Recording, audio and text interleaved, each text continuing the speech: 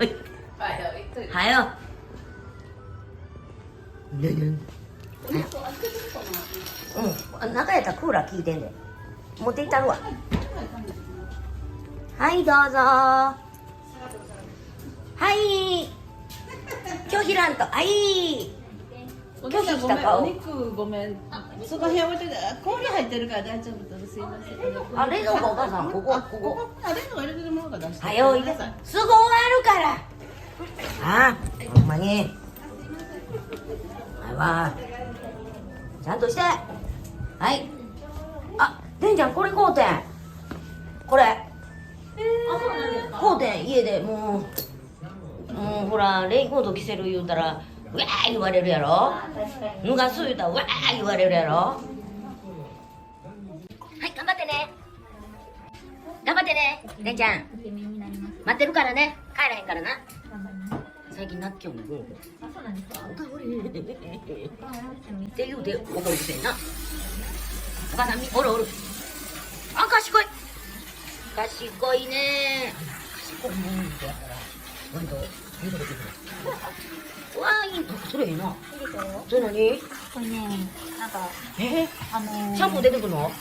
散水ノズル、園芸用とかのやつで、本来はなんかここに除草剤とかを入れて、バーってばらまくやつなんですけど、シャンプー入ってんの？そんな。シャンプーでもいける。いや、こんなとこに売ってる？これね、モノタロウでしか売ってないです。ネット通販のとこですね。おかえり。二人ともダブルでブルブルしてる。あれ、今日なんか可愛いウインナーみたいなのついて。いや、レイちゃん、あんたらアホやな。おかえり。レイちゃん、レイちゃん、ダブル芝ドリル。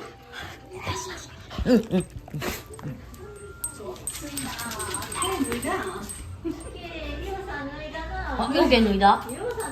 ほら、お母さん全然冬毛抜けへん。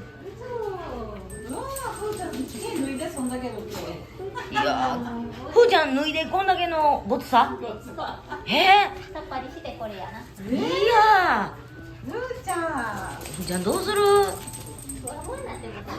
な、おかえり。おりこしてた。おりこしてた。じゃあお洋服が。お洋服が。えり？わあ、やっぱり抜けるわ。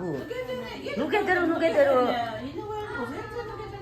お母さん抜けてないって思い込んでるやん。絶対抜けてるってこの子ら。あ、ダブルドリル。ダブルドリル。これ見てみこれ。あ、かわいいな。これ、でんちゃんこれビジネスマンみたい。会社員ですか？仕事すんの？うわ、いいな。ネクタイちゃん。ネクタイでんちゃんやな。ふうは何？何もついてへんの？